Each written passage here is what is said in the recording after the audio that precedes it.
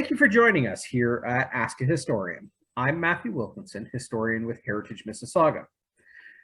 Each week, we invite you to send in your questions and we'll explore the stories of the city of Mississauga together. Like, subscribe, and follow us and stay up to date on all the heritage happenings with Heritage Mississauga. Joining us this week on Ask a Historian is Omar El Sharkawy. He's a graduate student from the University of Toronto, Mississauga, and in the past, he has explored colonial place names on our landscape as an internship project with us here at Heritage Mississauga.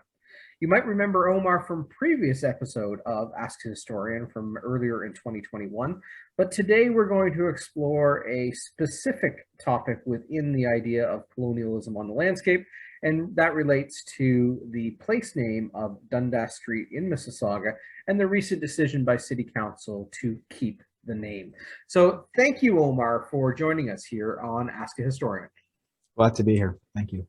I know we had so much, fun's the wrong word, we had so much of an interest in exploring the research that you undertook into colonial place names, but also just what it means on the landscape from a memory perspective of a nomenclature, and it was just a fascinating look. I encourage, as an aside, I encourage anyone to go back and look at that previous episode. We'll share the link for that, but also your article series on colonial connections, and we can share the link for that. That appeared in Modern Mississauga magazine. But here we are, specific in just in early February, the City Council for the City of Mississauga made a resolution to kind of end the debate around the naming or renaming of Dundas Street in Mississauga.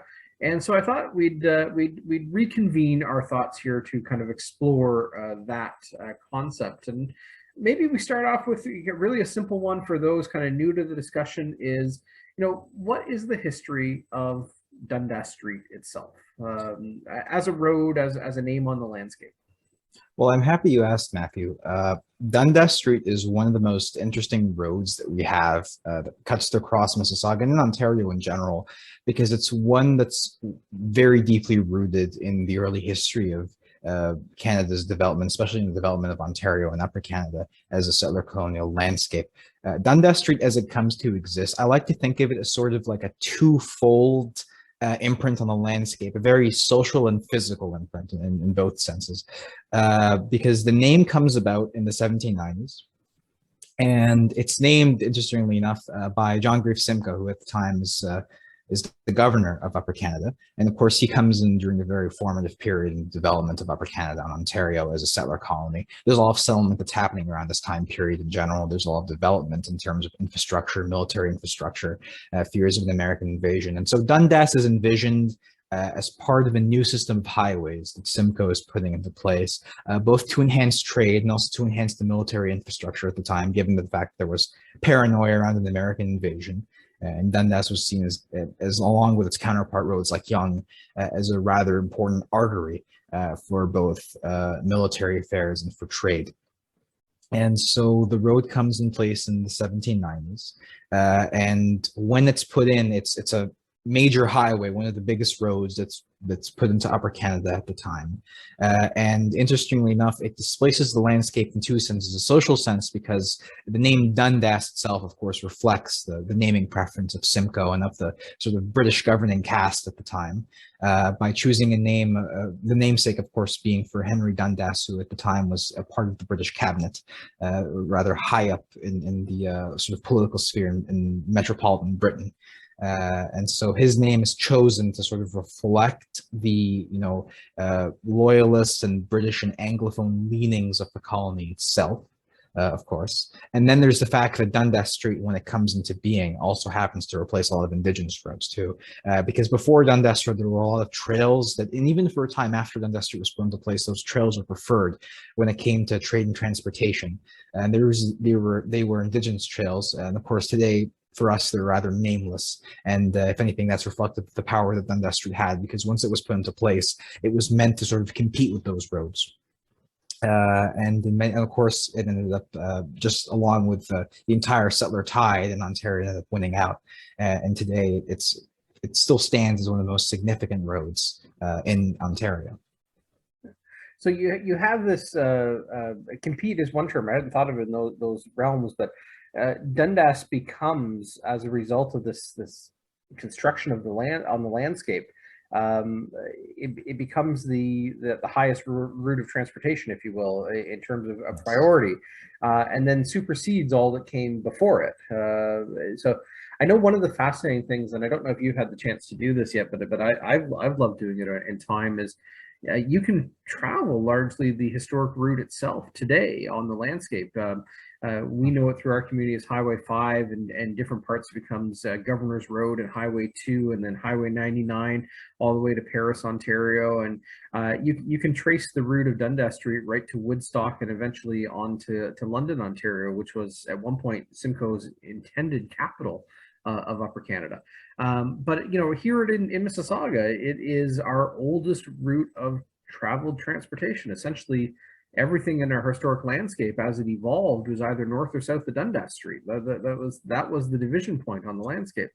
And so you have this layered history, right? Like you can't take Dundas out of the context of the development that came around it and upon it, and so it's tied in so many ways, including just the mentality of interacting with the landscape. It becomes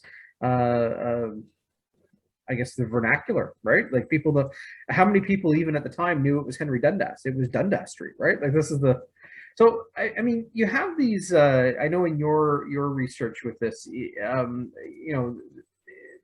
things get named for a reason, and you just explored in brief the reason behind the naming. But it has a larger imprint on the mentality behind the decisions that are being made. And I think part of that comes to fore in kind of Dundas Street as being a flashpoint of controversy today.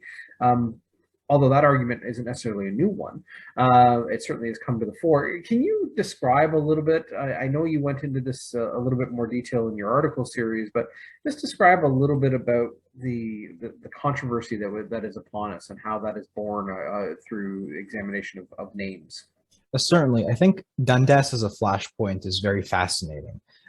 Because the controversy itself revolves around the most visible aspect of the road, and that's the name that it bears of Henry Dundas. Even though we don't really know if Henry Dundas himself actually ever knew that a road was actually named after him in Upper Canada. The name was chosen, of course, because of sort of Simcoe's own, attachment and ties to Britain socially. But also it reflected a very personal preference because he had somewhat of a political friendship with Dundas as well. A lot of other names that he chose mimic that as well. He had correspondences and he sent letters back and forth to him as well. But today, the controversy as it stands is less about the origin of the road name itself and how Simcoe put it into place and the history it's attached to it, more around Dundas, the figure himself. And there's been some ambiguity around it, but really here in Ontario, in many ways, we can, I think, see Dundas as just not one controversy, but part of the string of other controversies, of course, because there's many road names. And as we grow to sort of kind of challenge and revise the sort of history of Canada and examine its settler history and scrutinize it more closely, these conversations begin to surface. And it's very much, as you said before, a global tide, not just something that happens in Canada. And in Canada, even when it does occur, it occurs along a number of other roads, like Jarvis Street, for example, in Toronto is another notable one. Dundas being one in that string, though, in particular focuses on the figure of Henry Dundas. And the controversy, as I understand it, focuses around his history as it relates to the obstruction of abolition. But again, it's a rather ambiguous history in its own right too, because it revolves less around, it's not as clear cut as say something with Jarvis, because with Jarvis Street, the controversy is around the fact that Jarvis was part of those early Upper Canadians who had slaves, who was very much vested in the institution of slavery. And in the early debates around whether or not slavery would be preserved in Upper Canada, he was sort of on part of the cadre, the group that still wanted to preserve the institution, especially for American migrants coming after the American Revolution. But Dundas was more so around the slave trade and abolition and what's viewed as his role in the obstruction of the abolition of the slave trade. And that's really the root of the controversy itself, is around Dundas Street, the more visible aspect of the name, rather than really the historical background of the renaming itself. But in the end, when you do examine the road, the aspect that sticks out, the roads will only tell us about, their subject, who they're named after. And as commemorative instruments, they are very much a spatialization of memory. So it doesn't bear the name of Simcoe, and it doesn't bear the name of someone who was an early settler in Upper Canada's period. And so that's why when the controversy and the flashpoint happens around Dundas and its name, it's not around that in particular, because that's not the visible component of it. It's more so that Dundas is attacked or sort of criticized, rather, I would say is a better term. Dundas is criticized more so as rather, I guess, as I said before, spatialization, preservation of the memory of Dundas in particular, and a particularly large spatialization of that, because it's a very major road. One of in the examination of our colonial past, a certain amount of attention gets paid to individuals like Sir John Graves Simcoe as our first lieutenant governor. Although with his the 1793 Act for the gradual ending of slavery in Upper Canada, although really a compromise legislation at the time to kind of achieve his aims towards abolition in a gradual process to appease really the elected officials of the time, who were largely slave owners themselves, like the Jarvis family. You kind of see this compromise solution, but John Graves Simcoe is very much, I guess, applauded or remembered well for this kind of first step towards abolition in the British Empire, or at least here in Upper Canada. But his decisions upon naming don't kind of get. You'd have to think if someone like Henry Dundas were that steadfast against the abolition of slavery, which we know really from historical documents is not necessarily the case. But then you'd have to you kind of give a little bit of credence to the fact that Simcoe named this in honor of somebody who probably shared his beliefs in some capacity.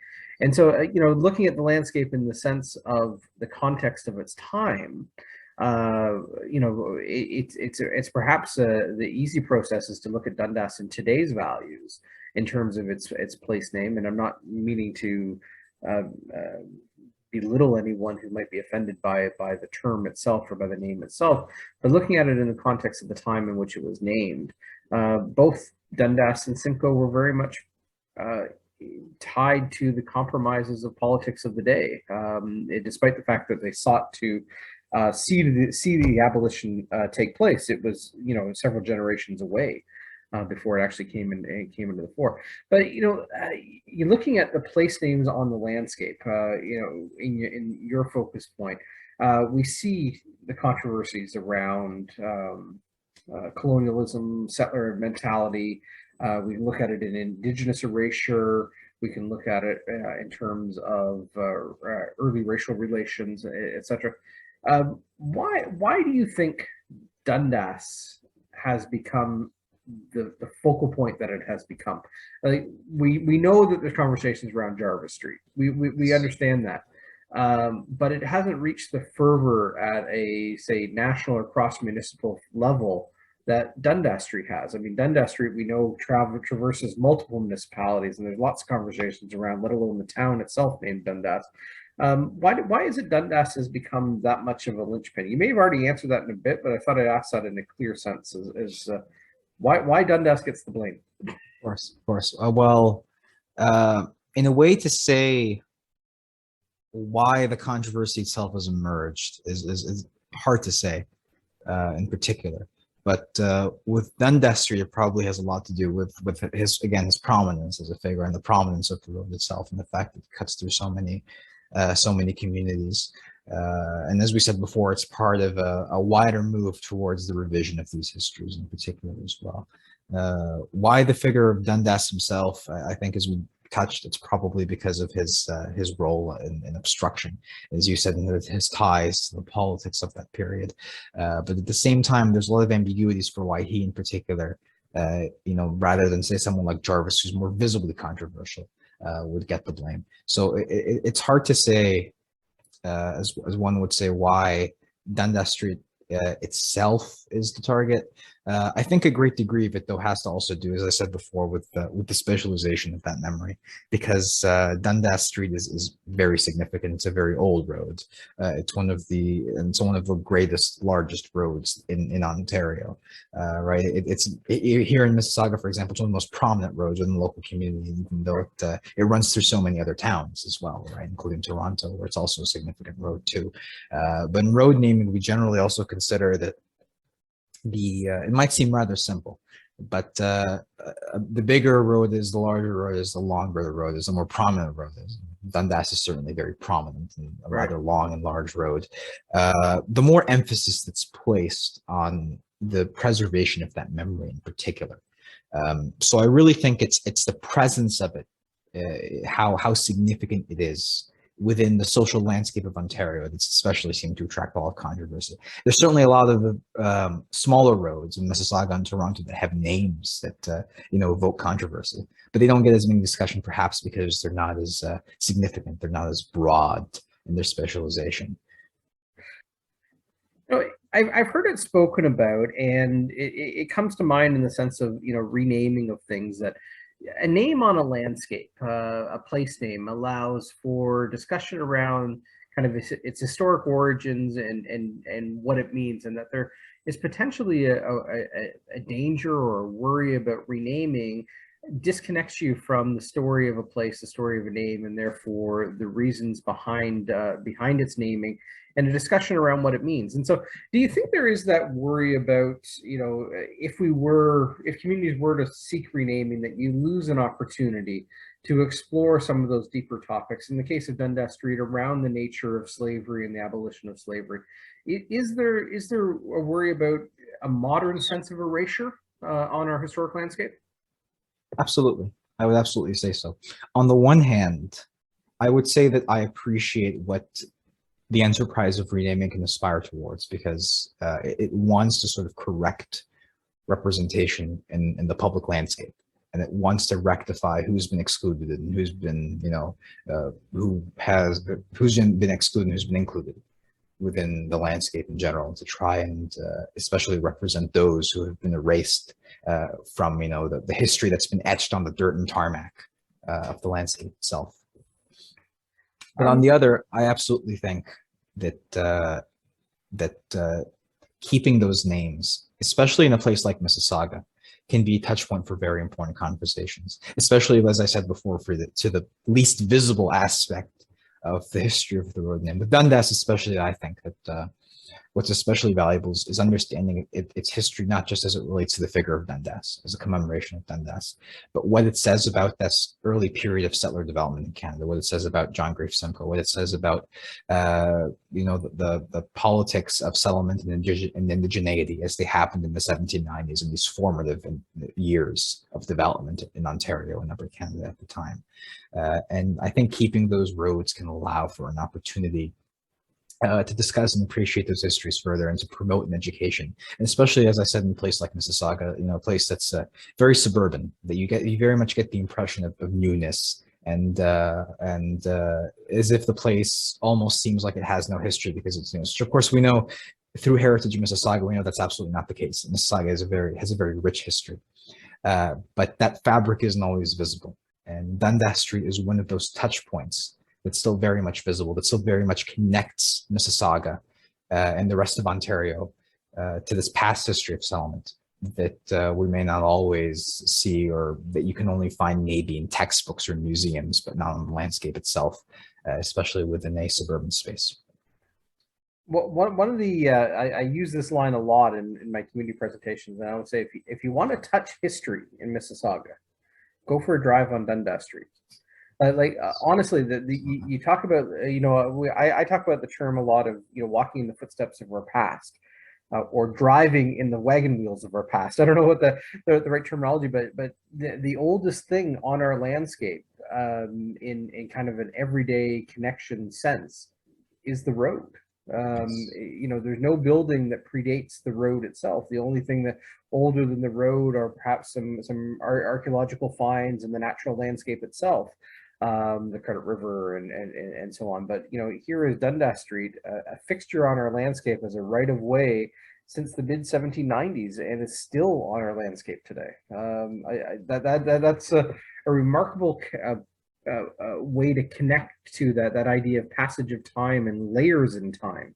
You know, we can look back at the, you know, early pictures from you know, around 1900 or so, and Dundas Street is there, and people are standing on it, people are traveling on it, and had been at that point for over 100 years. It's a remarkable story when you look back at our collective history. Absolutely, absolutely. Dundas Street is most certainly a theater of history in Mississauga in many ways. Really a crucial vein in the community. And I think, and I agree that its preservation, I think, does a lot of service to understanding the history. We may not agree with Dundas Street and what it represents and what its history represents and what it goes back towards, and we can certainly revise and have discussions around them. But the crucial part is maintaining the road itself, especially because when we begin to have conversations around renaming, which in the abstract are valuable, once they enter the circuit of official renaming, practically, the conversations begin to lose their history. They begin to be conversations around sentimentality, which these are still things that are valuable, of course, but they can be conversations around sentimentality, not just, you know, the history of the road itself, but what that road means to people, what the name means without considering its history altogether, or administrative considerations of whether or not, you know, the road is, whether or not it's worth actually paying the money to have the road renamed and have the signage replaced and have the addresses replaced. And so preserving it, I think, is the most important way to preserve also the dialogues that are adjacent to what we have around its history, because we can lose sight of those when renaming starts to leave conversations and it starts to actually enter, you know, the city halls and the bureaucratic processes that begin to consider them. You know, I had never thought of the term theater in connection to, I love that sentiment you just said, the, you know, theater on the landscape, in terms of this ability to use the street as an anchor in our stories, and talk about the life that plays out along its course is a remarkable concept. I love it. I'm gonna try and start using that idea. So you have, in this process around renaming, this obviously has come down to a municipal decision, and multiple municipalities are making decisions for their own. Dundas Street, of course, stretches across multiple municipalities, so there are lots of decisions that are being made around its naming and its, I guess, its future planning and the like. What do recent municipal decisions and, you know, the community pushback against the renaming of Dundas Street reflect about the process of renaming itself?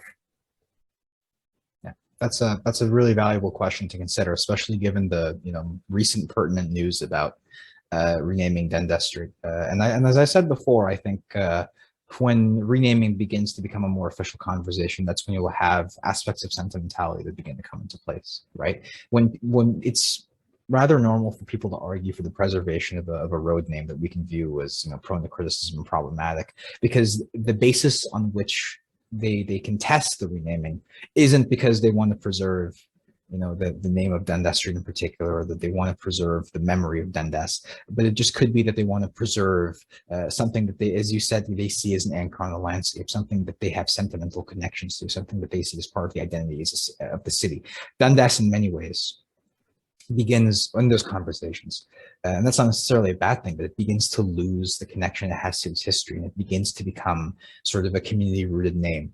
We begin to forget who Henry Dundas is in the first place, and in many ways, I wonder if you ask most people if they know who Dundas Street is named after, if they'd be able to respond to that, and if they're not, then that's probably an indication of how the name has transcended its origin, transcended its history, and entered into the realm of sentimentality. Purely. Sentiment can be certainly valuable in place naming and place making, and the idea of having a rooted connection to your community. And like you said, I don't think that is without a strength in the argument either, in terms of just creating a sense of place and a pride in that place and a value in that place. And so, you know, Dundas is probably getting another one of those examples where, you know, how many people reflect on the name here, Ontario, and what that means and its origins. It becomes a place name. It becomes part of the vernacular discussion rather than reflections on origin. I think many of our old roots, our historic roots, can Yes. have those links on our landscape. So when you look at Dundas Street, we now know our city of Mississauga Council has said that there will be no more consideration given to the renaming of Dundas Street. Of course, their only control is within the city of Mississauga itself. And I suppose another council down the road could always reverse decision and open up a discussion again. But in a broad sense, Mississauga has put its foot down, put its line in the sand, and says, "Okay, this is what we're going to do moving forward." What does that say in the sense in terms of Mississauga's connection to the exploration of its landscape and to a connection to place? Is there is this can this be used as a community building exercise in that sense in terms of place naming? I absolutely think so. The fact that Dundas Street reached the the echelons of the official circuit of the city, and that's become considered in that way, is I think fascinating unto itself, because it elevates the conversation to official levels, first of all, which is nice. But even when you consider the fact that the decision was made against the renaming of Dundas Street, that's not necessarily a bad thing, especially with the review policy that they've put in place. Because now that Dundas Street has been now that there's been conversations that have been had in the official circuit, now that's been elevated to the realm of public consciousness and public policy in that way, through the city's decision, while at the same time closing conversations around officially renaming it. It's interesting because that means we can still have conversation around the history of the road name and around the history of road names in general, because that becomes a topic that's now at the forefront of the public mind, without necessarily having to consider the administrative implications of renaming itself. And I think that's what the decision that the city of Mississauga arrived at. I think that's kind of the silver lining that we've reached, especially if you consider the review policy, which, while it doesn't guarantee that renaming is going to take place, in many ways it also opens a window to have further conversations around our landscape, around the names that are embedded within it, around the histories and controversies that are present within it. I think we'd all agree that you do not want things on your landscape that necessarily reflect negatively on your community identity and your community memory. But I think there's enough in the name of Dundas Street from the discussions that have been both public and held in governmental circles to suggest this isn't a black and white story. This is not a black and white issue. There's lots of shades of discussion here. And the bigger realm here is that, like I said, it's entered that realm of sentimentality, and there is sufficient ambiguity around the motives and intent around the abolition of the slave trade, as well as Simcoe's methodology behind the naming itself, to suggest that there is value in keeping the name, and that can indeed be used as a conversation point to strengthen community connectedness and community awareness. And so from an education perspective, I certainly applaud that. And I think, cooler heads perhaps prevail at times. And like I said, there was significant community pushback as well in terms of keeping the names. And perhaps perhaps we didn't think that enough of what residents themselves would feel around a particular issue. So and on that, I think that's a very positive point to end on. Is it kind of any last thoughts around the keeping of the name of Dundas Street, of things that we should reflect on in terms of the retention of the name and our landscape moving forward, of connecting to people in place? Well, absolutely. I mean, something in particular to consider is just because this decision has arrived the way it did does not mean the conversations around Dundas are over. Does not mean the conversations around street names are necessarily over by any measure. And as I said before, the review policy still very much encourages that we have those conversations, that we keep striking them up. And just because Dundas isn't going to be renamed doesn't necessarily close our criticisms and revision of Dundas and its identity in general, and the history of the road itself, or conversations around it. If anything, I think it ought to invigorate more conversations around the subject in particular, especially now that we've in a way, rid ourselves kind of the burden of having to consider the official angles of renaming, because as I said, renaming is very much administrative. It's not necessarily something that's that when it begins to leave the abstract realm, it begins to become a practical problem. It begins to become a bureaucratic problem. And when there's community pushback, that can be because of expressions of sentimentality, right? Not necessarily around the discourse of the road itself, right? It's responding to the official sort of want to rename the roads. But now that we have, I think, the abstract conversation, we can begin to just discuss these histories and begin to understand and unravel them, and bring new perspectives and ideas, and still work on revising other roads other than Dundas themselves, because there certainly are plenty of social landscapes that are still in need of those same debates as well, right? We can begin to examine all those things without having to shoulder the burden or consider the process of renaming itself, and we can really begin to recenter public education as the main objective of renaming. And that itself is a most valuable exploration to have on our landscape, on any landscape, of who and how we remember, and open that dialogue for broader education is remarkable. It helps with that idea of connected to place, pride in place, a rootedness on the landscape. All those things are positive community building tools, and so I look forward to seeing this discussion become one of those community building tools in terms of engagement and connectedness to the landscape. So on that, we applaud the city of Mississauga and their decision with the to end the debate around Dundas Street, and we can move forward into more constructive conversations, amongst them including a review of potentially other place names as well. And so on that, Omar, thank you so much for joining us. You're a wealth of knowledge, and your passion comes through. I thank you for all the work you've done on colonial place names in our city, but look forward to future collaborations with you as well. So thank you for joining us here at Ask a Historian. Thank you, as do I. Thank you very much. And thank you for everyone for spending some time with us here at Ask a Historian. Join us each and every week as we explore different stories around history and our community here in Mississauga.